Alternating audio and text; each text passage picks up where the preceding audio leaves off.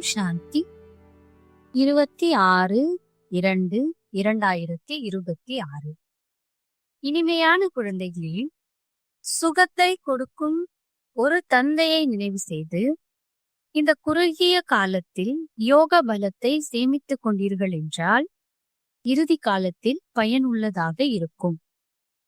கேள்வி: எல்லைக்கப்பாற்பட்ட வைராகியம் கொண்ட குழந்தைகளே, உங்களுக்கு எந்த ஒரு நினைவு எப்போதும் இருக்க வேண்டும்? பதில்: நம்முடைய இந்த சரீரம் கீழான நிலையில் உள்ளது. இதை விடுத்து வீடு திரும்ப வேண்டும் என்ற இந்த நினைவு இருக்க வேண்டும். தந்தை மற்றும் ஆஸ்தியின் நினைவு இருக்க வேண்டும். வேறு எதுவும் நினைவில் இருக்கக்கூடாது. இது எல்லைக்கப்பாற்பட்ட வைராகியம் ஆகும். கர்மங்கள் செய்தபடி பாவங்களின் சுமை தலையிலிருந்து இறங்கிவிடும் அளவு நினைவில் இருப்பதற்கான முயற்சி செய்ய வேண்டும். ஆத்மா தமோ பிரதானத்திலிருந்து சத்தோ பிரதானமாக ஆகிவிட வேண்டும்.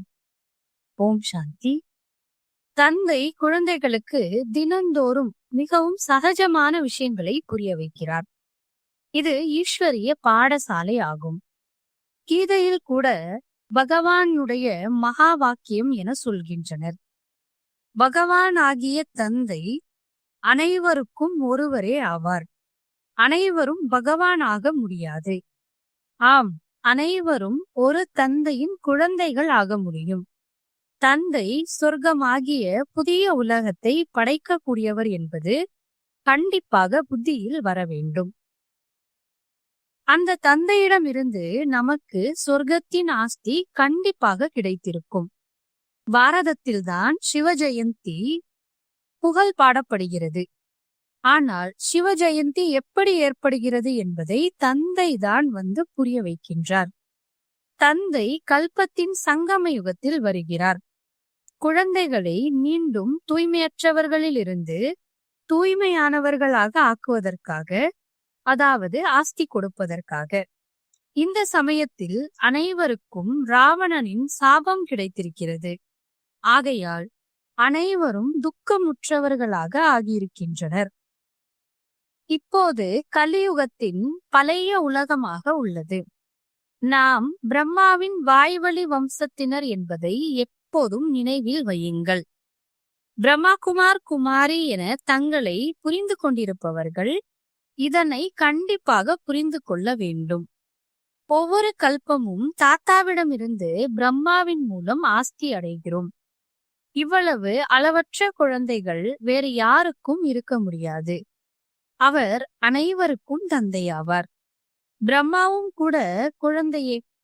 அனைத்து குழந்தைகளுக்கும் தாத்தாவிடமிருந்து ஆஸ்தி கிடைக்கிறது. அவருடைய ஆஸ்தி சத்யுகத்தின் ராஜ்யம். இந்த எல்லைக்கப்பாற்பட்ட தந்தை சொர்க்கத்தை படைப்பவர் எனும்போது கண்டிப்பாக நமக்கு சொர்க்கத்தின் ராஜ்யம் இருக்க வேண்டும். ஆனால் இதை மறந்துவிட்டனர். நமக்கு சொர்க்கத்தின் ராஜ்யம் இருந்தது. ஆனால் நிராகார தந்தை எப்படி கொடுப்பார்? கண்டிப்பாக பிரம்மாவின் மூலம் கொடுப்பார். பாரதத்தில் இவர்களின் ராஜ்யம் இருந்தது. இப்போது கல்பத்தின் சங்கம யுகமாக உள்ளது. சங்கம யுகத்தில் பிரம்மா இருக்கிறார்.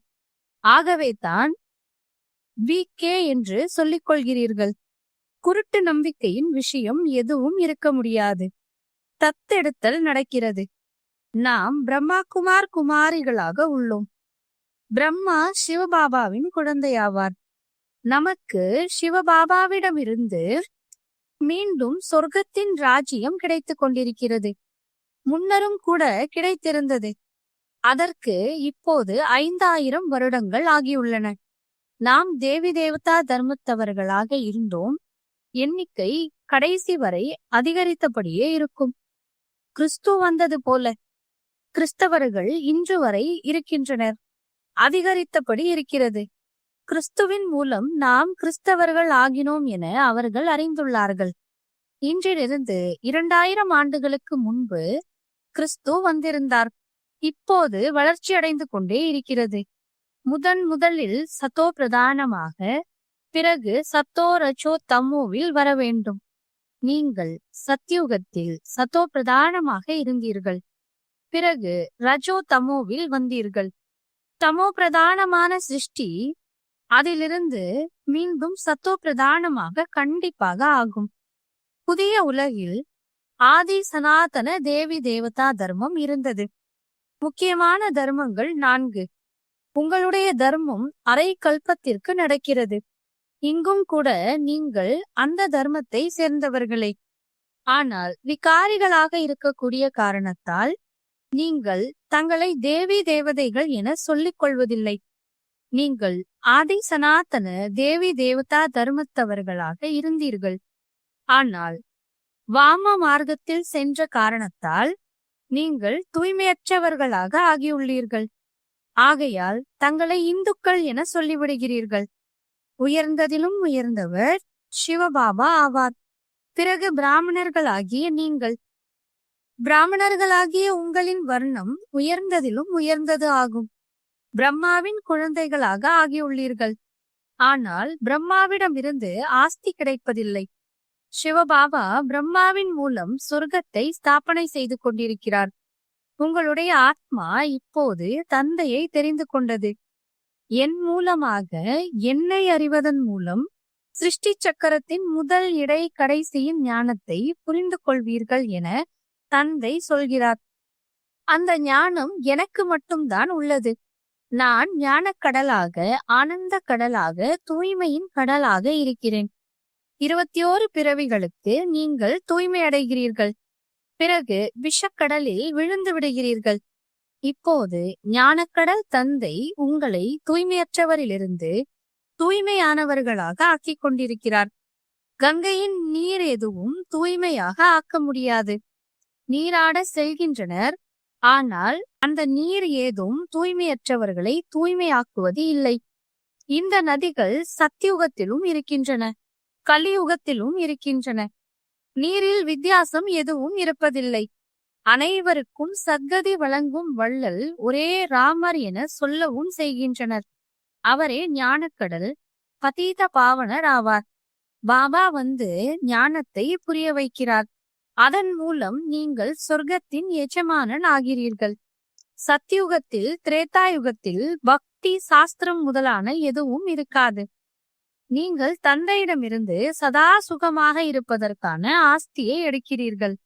அங்கே நீங்கள் கங்கையில் நீராட வேண்டும் என்பதோ ஏதோ யாத்திரை செல்ல வேண்டியதோ கிடையாது. இது உங்களுடைய ஆன்மீக யாத்திரையாகும். இதனை எந்த மனிதனும் கற்றுத்தர முடியாது.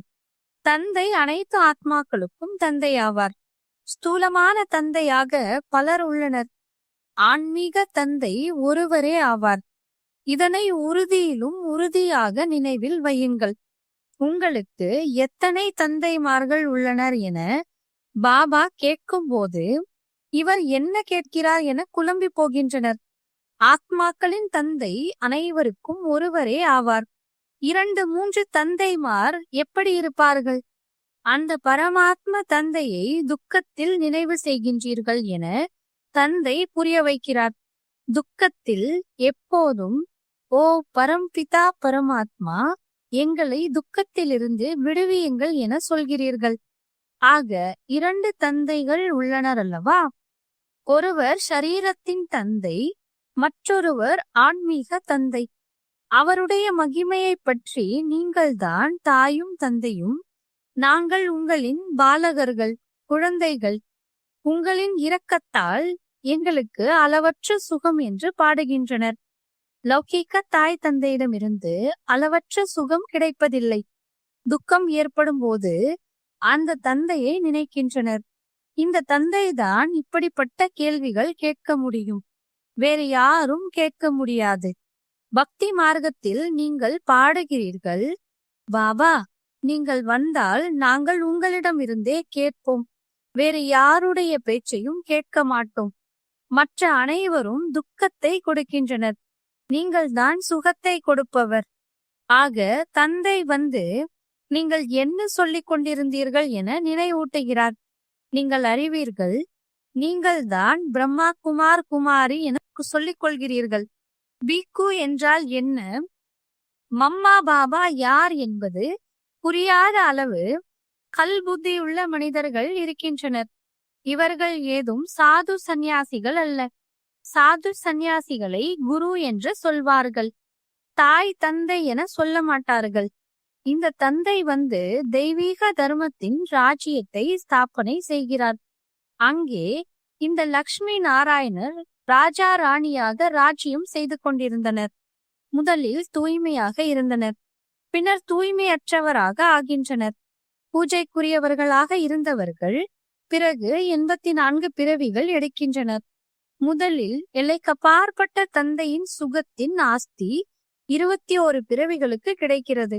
21 குலத்திற்கு முன்னேற்றம் கொடுக்கும் குமாரி. இது உங்களை பற்றிய பாடலாகும். நீங்கள் குமாரிகள், இல்லறவாசிகள் அல்ல. பெரியவர்களாக இருக்கலாம், ஆனால் மறுபிறவி அடைந்து அனைவரும் தந்தையின் குழந்தைகளாக ஆகியுள்ளீர்கள். பிரஜாபிதா பிரம்மாவின் அளவற்ற குழந்தைகள் உள்ளனர், மேலும் அதிகரித்தபடியே இருப்பார்கள். பிறகு இவர்கள் அனைவரும் தேவதைகள் ஆகிவிடுவார்கள். இது சிவபாபாவின் யஜ்யமாகும். ஆத்மாக்களுக்கு தந்தையிடமிருந்து சொர்க்கத்தின் ராஜ்யத்தின் ஆஸ்தி கிடைக்கிறது. இந்த ராஜஸ்வ அஸ்வமேத ஞான யஜ்யத்தில் என்ன செய்ய வேண்டும்? ஷரீரத்துடன் சேர்த்து அனைத்தையும் பலியாக்க வேண்டும் அல்லது ஸ்வாகா செய்ய வேண்டும். இந்த யஜ்யத்தின் மூலம் நீங்கள் மீண்டும் ராஜ்யத்தை அடையப் போகிறீர்கள். பக்தி மார்க்கத்தில், ஓ பாபா, நீங்கள் வந்தீர்கள் என்றால் நாங்கள் பலியாகி விடுவோம், அர்ப்பணமாவோம் என பாடிக்கொண்டிருந்தீர்கள் என தந்தை நினைவூட்டுகிறார். இப்போது நீங்கள் அனைவரும் தம்மை பிரம்மா குமார் குமாரிகள் என புரிந்து கொண்டிருக்கிறீர்கள். தனது இல்லற விஷயங்களில் இருங்கள், ஆனால் தாமரை மலர் போல தூய்மையாக இருக்க வேண்டும். தன்னை ஆத்மா என புரிந்து கொள்ளுங்கள். நாம் பாபாவின் குழந்தைகள். ஆத்மாக்களாகிய நீங்கள் பிரியதர்ஷினிகள். ஒரு பிரியதர்ஷனாக நான் இருக்கிறேன் என தந்தை கூறுகிறார். நீங்கள் பிரியதர்ஷனாகிய என்னை அழைத்து கொண்டே இருக்கிறீர்கள். நீங்கள் அரை கல்பத்தின் பிரியதர்ஷினிகள். பரம்பிதா பரமாத்மா என அழைக்கப்படுபவர் நிராகாரியாக, உடலற்றவராக இருப்பவர். ஆத்மாவும் நிராகாரியாக இருந்து பிறகு இந்த சரீரத்தின் மூலம் நடிப்பை நடிக்கிறது. பக்தி மார்க்கத்திலும் கூட நீங்கள் நடிப்பை நடிக்க வேண்டும். பக்தி என்பது இரவாகும். இருளில் மனிதர்கள் அடி வாங்கியபடி இருக்கின்றனர். துவாபர யுகத்தில் தொடங்கி நீங்கள் அடி வாங்கினீர்கள், ஏமாற்றமடைந்தீர்கள். இந்த சமயத்தில் மகா துக்கமுடையவர்களாக ஆகியுள்ளீர்கள். இப்போது பழைய உலகத்தின் இறுதி காலமாக உள்ளது. இந்த பணம் அனைத்தும் மண்ணோடு மண்ணாக உள்ளது. யாரேனும் கோடீஸ்வரராக இருக்கலாம், ராஜாவாக இருக்கலாம். குழந்தைகள் பிறந்தால் இந்த செல்வங்கள் அனைத்தும் நம்முடைய குழந்தைகளுக்காக என புரிந்து கொள்வார்கள். நம்முடைய பேரன் பேத்திகள் சாப்பிடுவார்கள். தந்தை சொல்கிறார், எதுவும் யாரும் சாப்பிட போவதில்லை. இந்த உலகமே முடிவடைய உள்ளது. இன்னும் குறைந்த நேரமே உள்ளது. அதிகமான தடைகள் ஏற்படும். தங்களுக்குள் சண்டையிட்டுக் கொள்வார்கள். இரத்த ஆறு ஓடும் அளவு இறுதியில் சண்டையிடுவார்கள். உங்களுக்கோ யாருடனும் யுத்தமில்லை. நீங்கள் யோக பலத்தில் இருக்கிறீர்கள். நீங்கள் நினைவில் இருந்தீர்கள் என்றால் யாராவது உங்கள் முன்னே கெட்ட சிந்தனையோடு வந்தாலும் அவர்களுக்கு பயங்கரமான காட்சி தெரியும். அவர்கள் ஓடிப்போய் விடுவார்கள். நீங்கள் சிவபாபாவை நினைவு செய்வீர்கள். அவர்கள் ஓடிப்போய் விடுவார்கள். யார் உறுதியான குழந்தைகளாக இருப்பார்களோ அவர்கள் என்னுடையவர் ஒரே ஒரு சிவபாபா, எனக்கு வேறு யாரும் இல்லை என முயற்சி செய்வார்கள். கைகள் வேலை செய்து கொண்டிருந்தாலும் உள்ளம் பாபாவை நினைவு செய்ய வேண்டும். குழந்தைகள் வீட்டையும் பராமரிக்க வேண்டும். ஆனால் ஆத்மாக்களாகிய நீங்கள் தந்தையை நினைவு செய்தீர்கள் என்றால் பாவங்களின் சுமை கூட இறங்கிவிடும். என்னை மட்டும் நினைவு செய்தீர்கள் என்றால் தமோ பிரதானத்திலிருந்து சத்தோ பிரதானமாக ஆகிவிடுவீர்கள். ஆனால் வரிசை கிரமமாக முயற்சியின்படி பிறகு நீங்கள் அனைவரும் இந்த சரீரத்தை விடுவீர்கள். பாபா அனைத்து ஆத்மாக்களையும் கொசுக்களை போல அழைத்து செல்வார். மிகுந்திருக்கும் முழு உலகமும் தண்டனையை அனுபவிக்க வேண்டியிருக்கும். பாரதத்தில் கொஞ்ச பேர் மட்டுமே மீதம் இருப்பார்கள். அதற்காக இந்த மகாபாரத சண்டை நடக்கிறது. இங்கே மிகவும் வளர்ச்சி ஏற்படும். கண்காட்சி ப்ரொஜெக்டர் மூலமாக எவ்வளவு பேர் கேட்கின்றனர். அவர்கள் பிரஜைகள் ஆகியபடி இருப்பார்கள். ஒருவர் ராஜாவாக ஆவார், மற்றவர்கள் பிரஜைகளாக ஆகுவார்கள். மந்திரிகள் கூட பிரஜைகளின் வரிசையில் வந்துவிடுவர். அளவற்ற பிரஜைகள் ஆவார்கள். ஒரு ராஜாவுக்கு அளவற்ற எண்ணிக்கையில் பிரஜைகள் ஆவார்கள். ஆக ராஜா ராணி ஆகப் போகிறவர்கள் முயற்சி செய்ய வேண்டும் அல்லவா? அனைத்தும் செய்தபடி நிரந்தரமாக என்னை நினைவு செய்யுங்கள் என தந்தை சொல்கின்றார். பிரியதர்ஷன் பிரியதர்ஷினியை போல அவர்களுக்கு ஸ்தூலமான ஷரீரத்தின் மீது அன்பு இருக்கும். குழந்தைகளாகிய நீங்கள் இப்போது பிரியதர்ஷினிகளாக இருக்கிறீர்கள். உங்களின் பிரியதர்ஷன் வந்துவிட்டார். உங்களுக்கு படிப்பித்துக் கொண்டிருக்கிறார். படித்து படித்து நீங்கள் தேவதைகளாக ஆகிவிடுவீர்கள். நினைவின் மூலம் பாவக்கர்மங்கள் அழியும். மேலும் நீங்கள் எப்போதும் நோயற்றவர்களாக ஆகிவிடுவீர்கள். பிறகு 84 பிறவிகளின் சக்கரத்தையும் நினைவில் வைக்க வேண்டும். சத்யுகத்தில் இத்தனை பிறவி, திரேதாயுகத்தில் இத்தனை பிறவி. தேவி தேவதா தர்மத்தவர்களாகிய நாம் முழுமையாக 84 பிறவிகளின் சக்கரத்தை சுற்றியுள்ளோம். முன்னே செல்ல செல்ல நீங்கள் அதிகமாக வளர்ச்சி அடைவீர்கள். உங்களுக்கு சேவை மையங்கள் ஆயிரக்கணக்கில் ஆகிவிடும். ஒவ்வொரு தெருவிற்கும் சென்று தந்தை மற்றும் ஆஸ்தியை மட்டும் நினைவு செய்யுங்கள் என்று புரிய வைத்துக் கொண்டே இருப்பீர்கள். இப்போது வீடு திரும்புங்கள். இது அசுத்தமான சரீரமாகும். இது எல்லைக்கப்பாற்பட்ட வைராக்கியம். சந்நியாசிகள் வெறும் எல்லைக்குட்பட்ட வீடு வாசலை விட்டுவிடுகின்றனர். அவர்கள் ஹடயோகிகள். அவர்கள் ராஜயோகத்தை கற்றுக் கொடுக்க முடியாது. இந்த பக்தி கூட அனாதியானது என்று சொல்கின்றனர். இந்த பக்தி துவாபர யுகத்திலிருந்து தொடங்குகிறது என தந்தை சொல்கிறார். 84 பிறவிகள் கீழிறங்கி நீங்கள் இப்போது தமோ பிரதானமாக ஆகியுள்ளீர்கள். நீங்கள் தேவி தேவதைகளாக இருந்தீர்கள். கிறிஸ்தவர்கள் நாங்களே கிறிஸ்தவர்களாக இருந்தோம் என சொல்வார்கள். நாம் சத்தியுகத்தில் இருந்தோம் என நீங்கள் அறிவீர்கள். தந்தை தேவி தேவதா தர்மத்தை ஸ்தாபனை செய்தார். லக்ஷ்மி நாராயணனாக இருந்த இவர்கள் இப்போது பிராமணர்களாக ஆகியுள்ளனர். சத்தியுகத்தில் ஒரே ராஜா ராணி இருந்தனர். ஒரு மொழி இருந்தது. இதனையும் குழந்தைகள் காட்சியில் பார்த்தனர். நீங்கள் அனைவரும் ஆதி சனாதன தர்மத்தவர்கள். நீங்கள் தான் 84 பிறவிகள் எடுக்கிறீர்கள். ஆத்மாவில் எதுவும் ஒட்டாது. ஈஸ்வரன் எங்கும் நிறைந்தவர் என்று அவர்கள் சொல்வதெல்லாம் தவறாகும். அனைவருக்குள்ளும் ஆத்மா உள்ளது. பிறகு எங்களுக்குள் பரமாத்மா இருக்கிறார் என்று எப்படி சொல்ல முடியும்? பிறகு அனைவருமே தந்தை என்றாகி விடுவார்கள். எவ்வளவு தமோ பிரதானமாக ஆகிவிட்டனர். முன்னர் எதை கேட்டாலும் அதனை ஏற்றுக்கொண்டபடி இருந்தனர். இப்போது தந்தை வந்து சத்தியத்தை கூறுகின்றார். உங்களுக்கு ஞானத்தின் 3வது கண்ணை கொடுக்கின்றார்.